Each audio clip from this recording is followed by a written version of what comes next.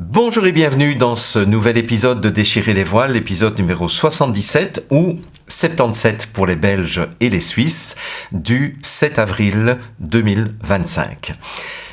J'ai intitulé cet épisode « Faire le deuil de l'ancien monde » et d'ailleurs, si vous vous souvenez ce que je vous avais dit la semaine dernière, je vous avais invité d'ailleurs à regarder attentivement l'émission Métanoïa numéro 4 que j'ai eu le plaisir d'enregistrer il y a quelques semaines de cela avec ce journaliste marocain que j'aime beaucoup qui s'appelle Rachid Achachi et avec qui je me suis entretenu pendant un peu plus d'une heure sur cette notion de deuil et pas uniquement le deuil des personnes qui nous sont chères et qui sont décédées ou le deuil qui consiste à se préparer à mourir lorsqu'on apprend que nous avons un pronostic ou un diagnostic fatal, mais je parlais en fait de toutes les formes de deuil, c'est-à-dire en fait tous ces processus que nous devons traverser pour intégrer les conséquences d'un changement majeur dans notre existence. Bon, et évidemment, je ne peux que vous encourager d'écouter cette émission avec Rachid Achachi avant d'écouter cet épisode d'aujourd'hui parce que je ne vais pas passer mon temps à redire tout ce que j'ai dit pendant plus d'une heure en compagnie de Rachid. Par contre, je voudrais élaborer des éléments avec vous à partir de ce que j'ai dit dans cette émission. Et j'avais envie de partir d'une confidence personnelle, c'est que depuis que je suis étudiant à l'université, depuis que j'ai été étudiant à l'université, c'est-à-dire depuis 1979-1980, très vite, je me suis rendu compte que le monde marchait sur la tête, que le monde ne tournait vraiment pas rond, que le monde était un monde qui était organisé pour mettre en œuvre des injustices de plus en plus criantes. Et je croyais avoir vu le pire dans les années 60. Déjà à cette époque-là, j'étais très conscient et très révolté du fait qu'il y avait de telles différences dans les moyens financiers des millionnaires, et on parlait peu des milliardaires à cette époque-là, et puis le reste de la population, parce que à cette époque-là, il y avait encore, dans les pays occidentaux en tout cas, une grosse partie de la population qui faisait partie de ce qu'on appelait les classes moyennes, c'est-à-dire les fonctionnaires, les salariés, les indépendants, les chefs de petites et moyennes entreprises, etc. Tout ça, ce sont les classes moyennes. Et oui, il y avait déjà une petite frange de la population en Belgique, en France et ailleurs qui était pauvre. C'est ce qu'on appelait d'ailleurs le quart-monde. Mais je n'imaginais pas qu'en fait, les choses allaient empirer et allaient prendre des allures telles que nous les connaissons aujourd'hui. Et depuis l'âge de 20 ans, j'en ai 64 maintenant, enfin bientôt 64, je n'ai eu de cesse que d'espérer et d'appeler de mes vœux l'effondrement de ce monde, en disant « il faut que ça s'arrête, il faut que ce monde s'effondre, il faut que tous les mécanismes qui sont à l'œuvre pour augmenter de plus en plus les injustices sociales, il faut que tout cela s'arrête à un moment donné, il faut que tout cela s'effondre pour que nous puissions rebâtir un monde meilleur. » Et ça, c'est quelque chose qui est au plus profond de mon existence depuis, je dirais, 45 ans. Et j'ai vraiment le sentiment que actuellement, nous sommes en train d'assister à cet effondrement du monde. Je ne pense pas qu'on puisse aller encore beaucoup plus loin dans cette montée des inégalités et cette montée du totalitarisme. Il y aura encore quelques pas qui vont être faits probablement avec la mise en œuvre de l'intelligence artificielle, du transhumanisme, de la société de surveillance grâce à la 5G et grâce à toutes les caméras de surveillance, mais aussi grâce à tous ces objets connectés qui nous surveillent maintenant 24 heures sur 24. Mais je dirais que pour moi, j'essaye déjà de regarder au-delà de cet effondrement, c'est-à-dire qu'est-ce que nous ferons une fois que tout se sera effondré, une fois que nous serons dans le chaos et que nous aurons à nous retrousser les manches et veiller à ce que un nouveau monde puisse se mettre en œuvre et se mettre en place. Vous vous souvenez que la semaine dernière, je vous ai dit, ne vous faites aucune illusion et n'espérez pas qu'on reviendra au monde d'avant. Ça, c'est clair que c'est no way. Je ne vois aucune possibilité que nous puissions faire marche arrière et revenir au monde d'avant. Et je pense que de toute façon, c'est très bien.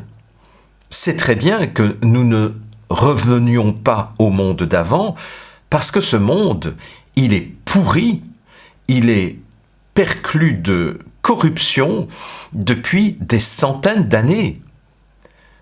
Vous savez, grâce à la crise Covid, je me suis de plus en plus intéressé à l'histoire du monde et à ce qui nous avait amené à vivre ce que nous sommes en train de vivre aujourd'hui. Et je me rends compte qu'en fait, la crise Covid en 2020 n'est pas apparue ex nihilo, si vous voulez. Cette crise, elle n'est que la conséquence de toute une série de choix qui ont été faits par une élite mondiale qui est aux manœuvres depuis des siècles. Et finalement, on arrive à quelque chose qu'ils avaient préparé avec énormément de moyens, énormément de patience aussi, énormément de persévérance depuis plusieurs centaines d'années. Donc, revenir au monde que nous avons connu, même parmi les plus âgés parmi nous, je vais commencer à me mettre dans les personnes les plus âgées, mais je sais qu'il y a parmi vous des personnes qui ont 80 ans, 85 ans, 90 ans, puisque vous me le dites régulièrement dans les commentaires en disant moi j'ai 78 ans et je n'ai aucun médicament, je suis toujours en bonne forme, machin, etc. Donc je sais que un certain nombre d'entre vous, vous êtes plus âgés que moi. Mais même si on revenait 80 ans en arrière, 80 ans en arrière, ça veut dire quoi? C'est 1945. 1945, c'était la création de l'OMS, c'était la création de l'ONU, c'était la création de toute une série d'instances internationales qui préparaient le gouvernement mondial qu'on essaye de nous imposer actuellement. Donc, est-ce que j'ai envie de revenir au monde d'avant? Non. J'ai pas envie de revenir au monde d'avant et je dirais que mon vœu de voir ce monde pourri s'effondrer, eh bien, il est en train d'être exaucé. Est-ce que ça veut dire pour autant que c'est agréable de vivre l'effondrement de notre monde? Pas du tout.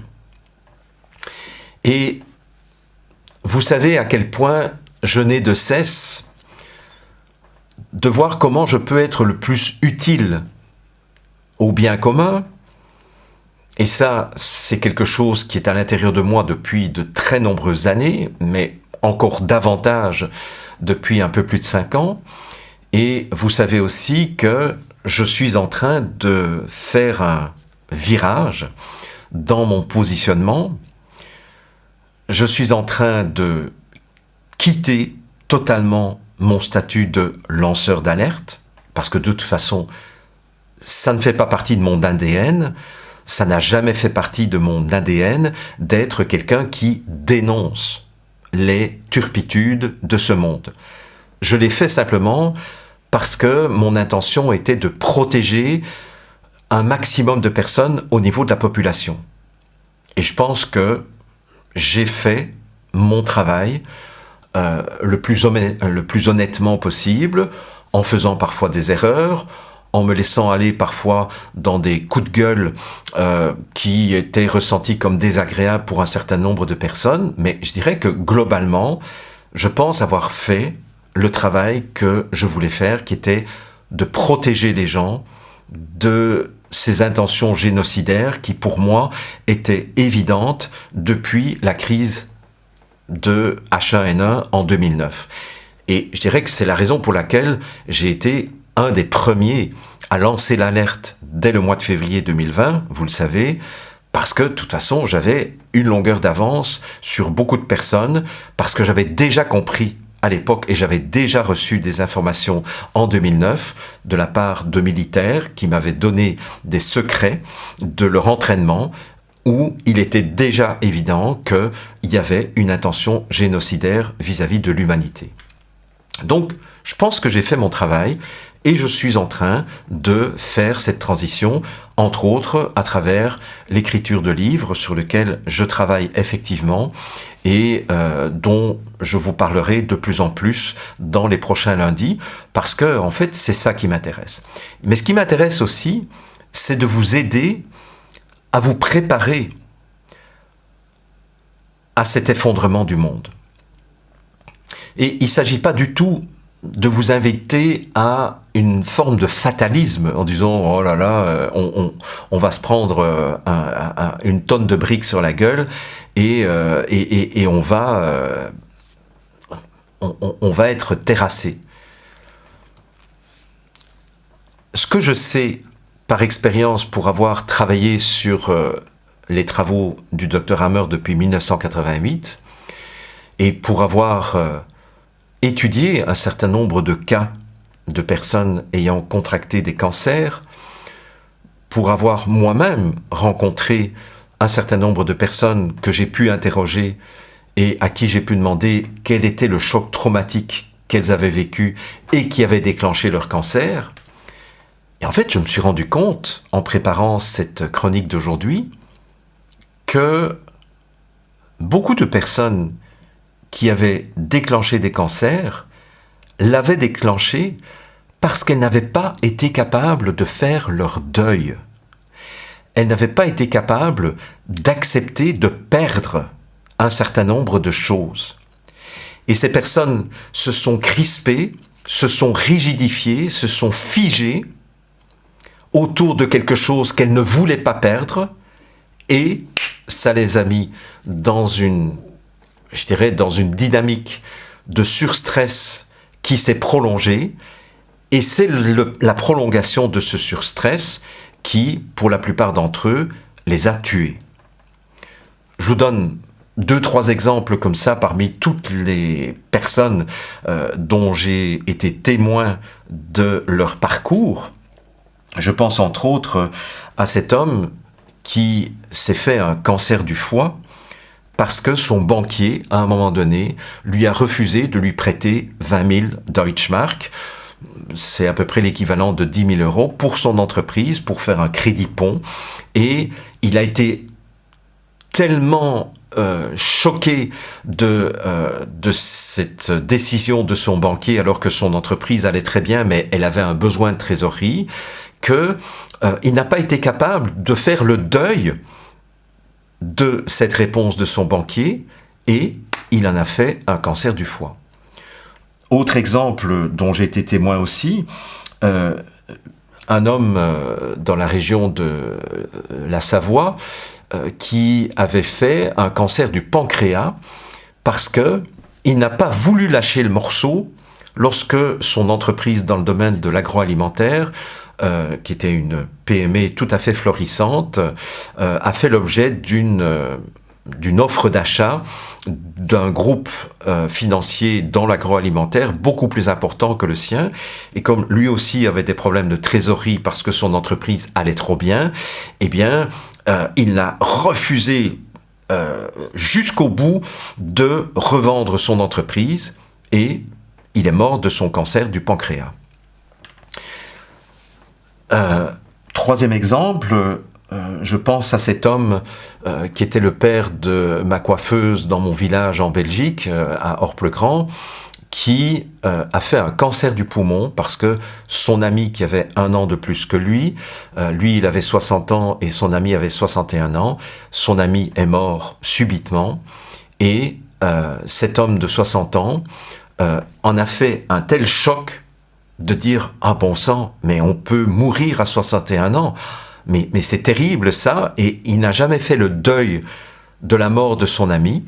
Résultat des courses, 1 an plus tard, il faisait un cancer du poumon qui l'a entraîné, lui aussi, dans la mort à 61 ans. Bon, alors, ceux qui ne connaissent pas les travaux du docteur Hammer, ne venez pas me dire « Oh là là, c'est trop facile comme interprétation, etc. » Je n'ai fait aucune analyse pour vous de façon approfondie parce que ce n'est pas le lieu de cet épisode d'aujourd'hui, mais retenez simplement une chose, c'est que énormément de personnes contractent des maladies, font des cancers, font des scléroses en plaques, etc. parce qu'ils ne sont pas capables de faire le deuil de ce qu'ils sont en train de perdre avec un changement brutal qui arrive dans leur existence. C'est ça que je voudrais que vous reteniez. Parce que c'est ça qui risque de nous arriver à la plupart d'entre nous, y compris moi. Vous savez, je ne suis pas dans une position extrêmement confortable, dans le sens où mes revenus actuellement dépendent de vos revenus. C'est-à-dire que ce que je vends, ce sont des formations en ligne, mais si à un moment donné, vous devez faire le choix entre continuer à vous acheter de la nourriture ou acheter une formation de Jean-Jacques Crèvecoeur, c'est clair que vous allez faire le choix d'acheter de la nourriture et vous aurez bien raison de le faire. Il est clair aussi que si la monnaie numérique, si l'euro numérique est instauré comme ils ont l'intention de le faire, et cet euro numérique leur permettrait, je le mets au conditionnel, de mettre des pourcentages des dépenses que vous êtes autorisé à faire. C'est-à-dire que vous pourriez, dans cette perspective-là, dépenser maximum 35% de vos revenus pour le logement, X% de vos revenus pour les déplacements, X% de vos revenus pour la nourriture, etc., etc. Et peut-être qu'il y aurait des fournisseurs qui seraient bannis de l'euro numérique parce que ce sont des fournisseurs considérés comme des méchants complotistes. Voyez ? Donc, moi aussi, je suis en train de me préparer à l'idée que peut-être que mes revenus, à un moment donné, vont s'évaporer. Et que donc, j'ai intérêt, si je ne veux pas faire un cancer du foie, par exemple, puisque le cancer du foie, c'est le conflit lié au manque, un choc brutal lié à la peur du manque, eh bien, moi aussi, comme vous, j'ai intérêt à me préparer et à me préparer à faire le deuil de ce que je risque de perdre avec l'effondrement de ce monde. Et je dirais que pour moi, le meilleur antidote de la peur de perdre, c'est de faire à l'avance son deuil. Ce qui fait que, une fois que vous aurez fait votre deuil, eh bien, vous pourrez continuer à conserver votre énergie vitale. Parce que cette énergie ne sera pas siphonnée par cette peur ou cette rancœur ou ce ressentiment que vous auriez mis en œuvre et qui vous empêche finalement d'utiliser l'énergie vitale pour créer ce que vous voulez voir advenir au niveau du monde. Vous vous souvenez qu'il y a 15 jours, je vous avais parlé de physique nucléaire et je vous avais dit quand on casse un noyau, on libère une énergie absolument extraordinaire parce que cette énergie était dépensée jusque-là à maintenir des éléments qui ne sont pas naturels d'être proches les uns des autres. Des protons chargés positivement, ce n'est pas naturel qu'ils soient collés les uns contre les autres. Et donc, au moment où on casse le noyau, d'uranium, de plutonium, etc., eh bien, on libère toute cette énergie qui était dépensée pour maintenir des choses non naturelles ensemble. Et je vous avais fait l'analogie avec d'autres éléments. Si vous devez vous coltiner un partenaire de vie qui est de plus en plus incompatible avec vous, mais que vous restez malgré tout et que vous faites beaucoup d'efforts à rester avec ce partenaire de vie ou cette partenaire de vie, eh bien, le jour où il va y avoir enfin une rupture entre ce partenaire et vous, eh bien, il y a une énergie qui va être libérée. Et c'est là où je vous disais il y a quelques semaines qu'il est important de ne pas, je dirais, consommer et siphonner toute cette énergie qui vient de se libérer à travers la peur, la colère, la tristesse, le ressentiment, etc. et la rumination. Non, au contraire, célébrons cette rupture et profitons de toute cette énergie qui s'est libérée pour construire quelque chose de nouveau.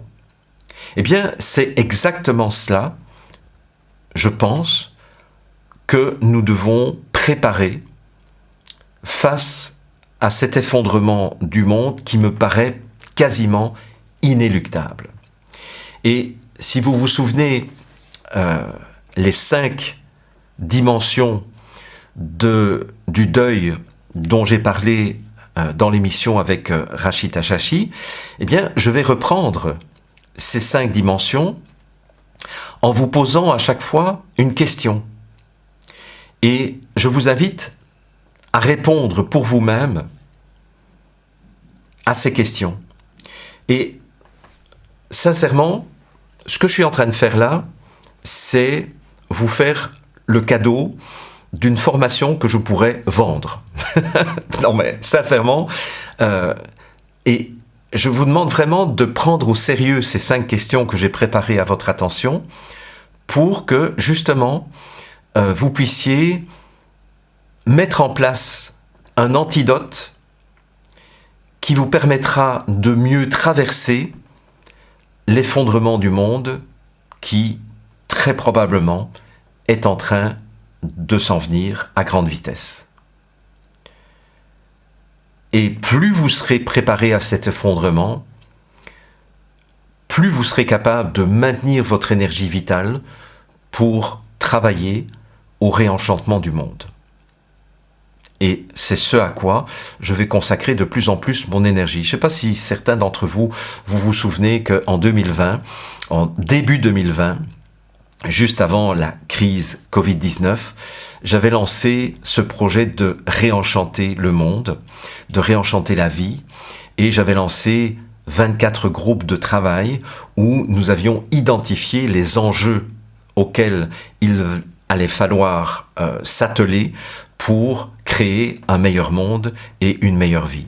Et finalement, tout ce projet de réenchantement du monde, ce que j'ai appelé les cercles réenchanteurs, est tombé un petit peu à l'eau, et totalement à l'eau, à cause de l'urgence de cette situation complètement chaotique et difficile à vivre, qui était le confinement, la distanciation sociale, la stratégie du choc, l'ingénierie sociale, etc., etc. Bien, mais je dirais que là, moi j'ai fini avec mon statut de lanceur d'alerte, et je ne suis pas le seul d'ailleurs.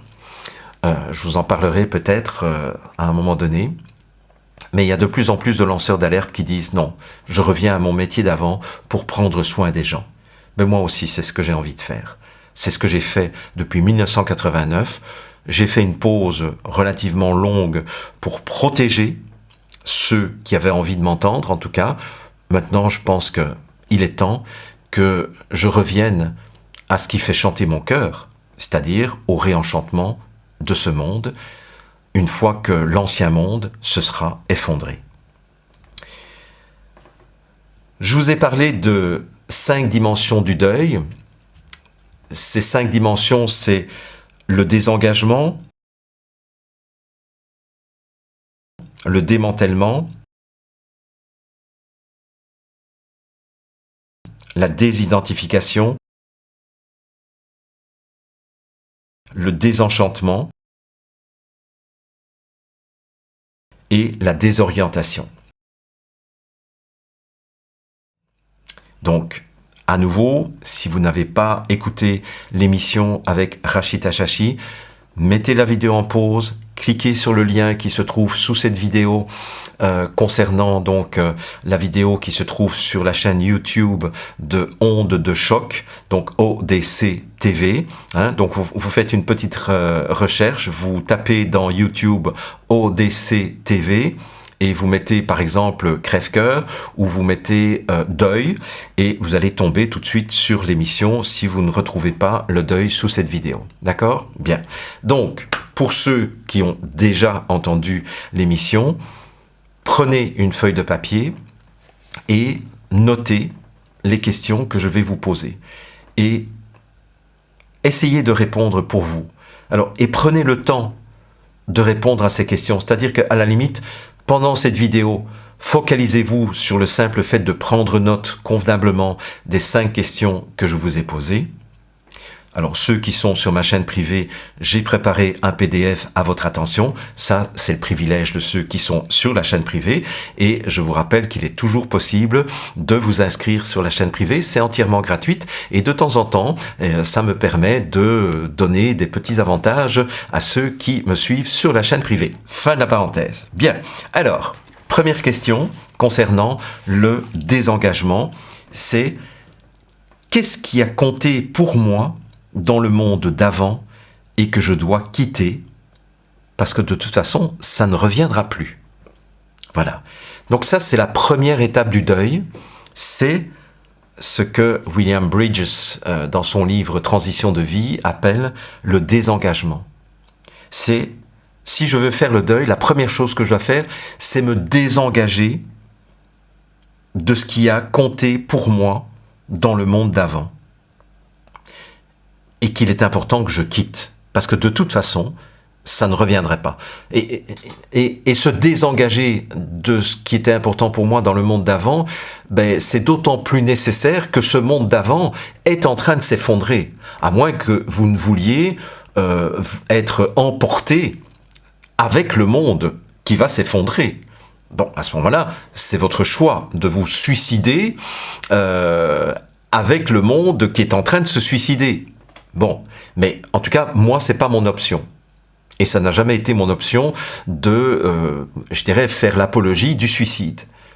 Donc, qu'est-ce qui a compté pour moi dans le monde d'avant et que je dois quitter parce que ça ne reviendra plus? Première question. Une fois que vous vous serez désengagé mentalement, il va falloir œuvrer à la deuxième dimension du deuil qui est le démantèlement. Et le démantèlement, ça consiste à couper les liens qui vous relient au passé.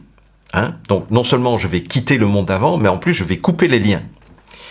Donc la question c'est, quels sont les liens que j'entretenais avec des lieux, des personnes, des associations, des compagnies, des habitudes que je vais devoir couper parce qu'ils me retiennent en arrière et m'empêchent de créer du nouveau.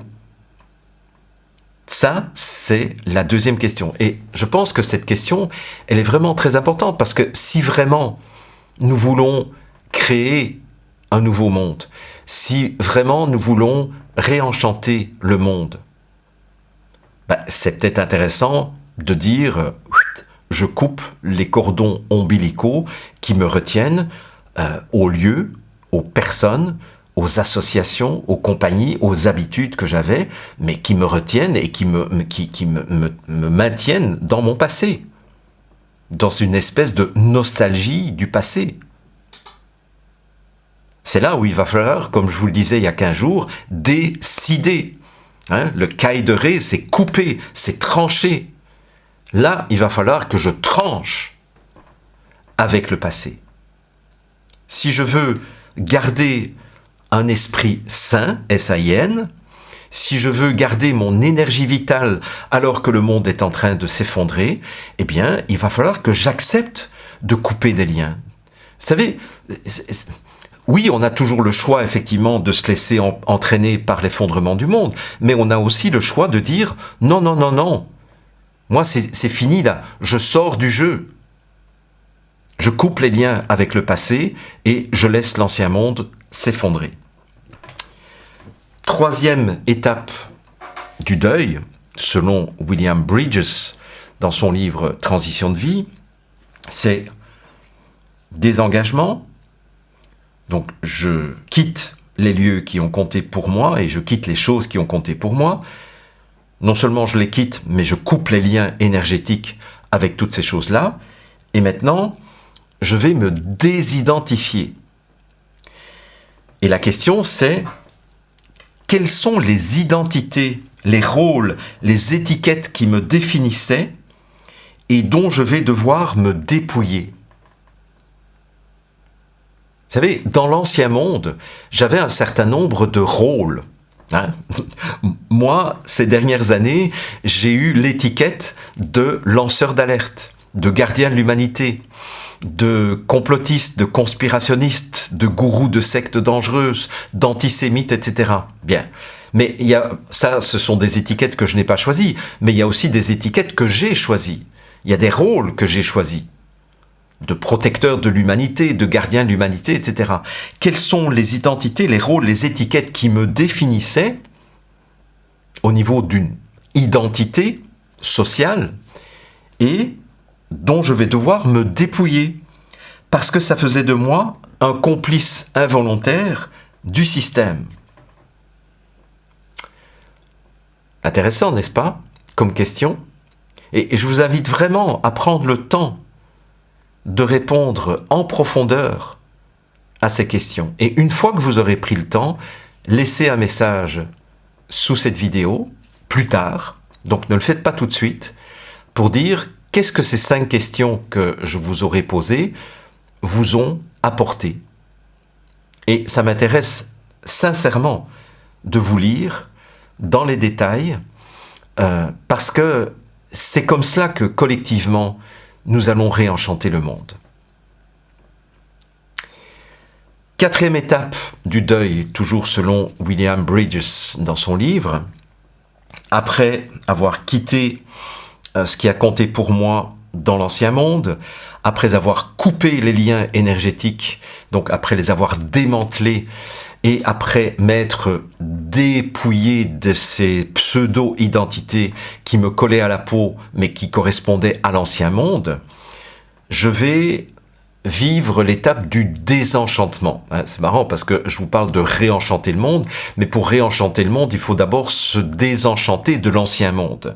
Et donc la question c'est, quelles sont les illusions que j'avais à propos de la marche du monde, à propos des élites mondiales, à propos des gouvernements, des médias, des entreprises, que je suis prêt à voir et à comprendre maintenant.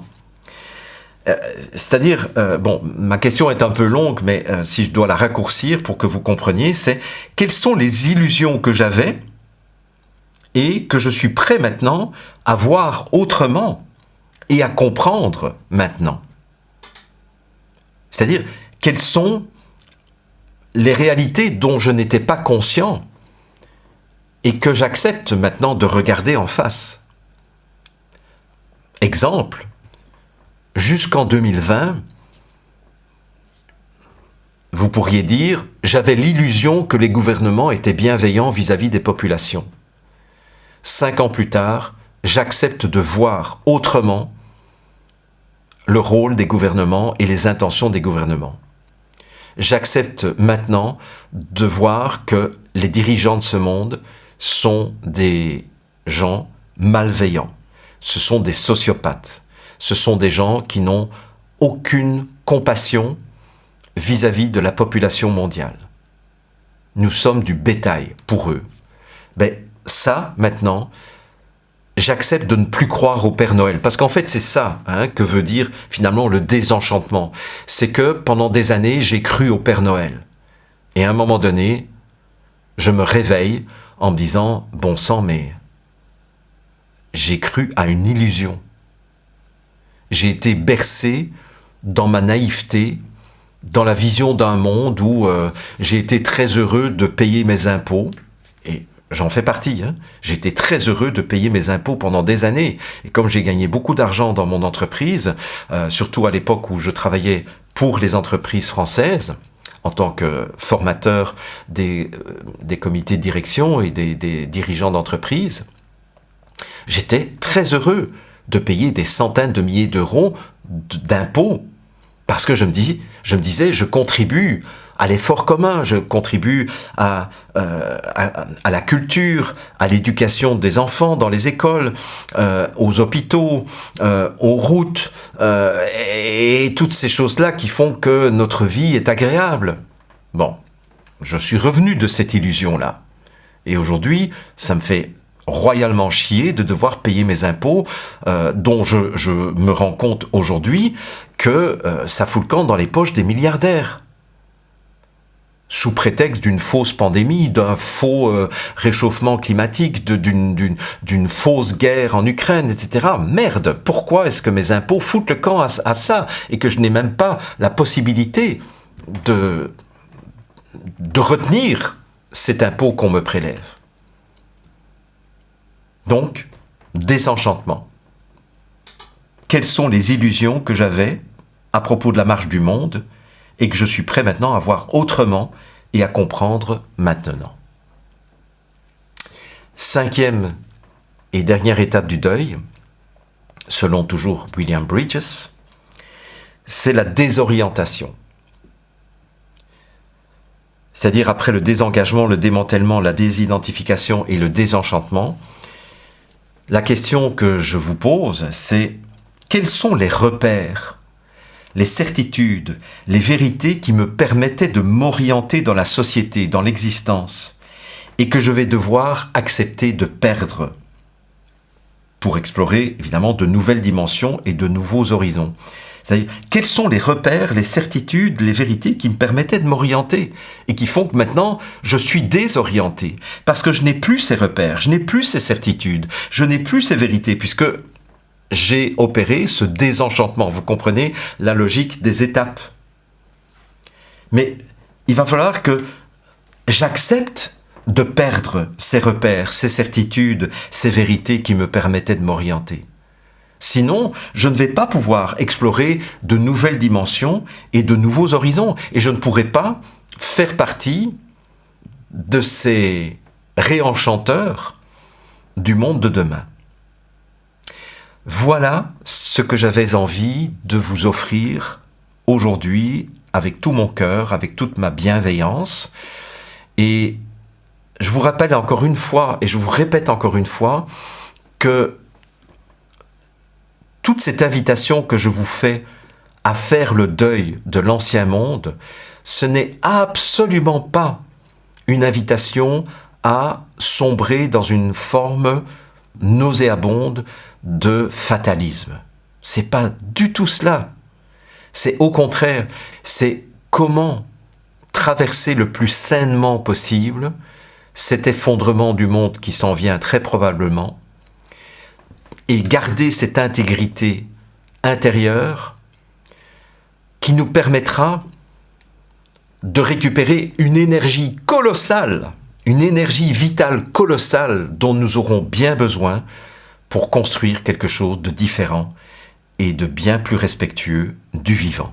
Pour conclure, je vous souhaite bonne méditation, bonne réflexion autour de ces 5 questions que je vous ai posées. J'ai très hâte de lire ce que ces questions ont eu comme écho, comme résonance à l'intérieur de vous, et je vous dis à la semaine prochaine.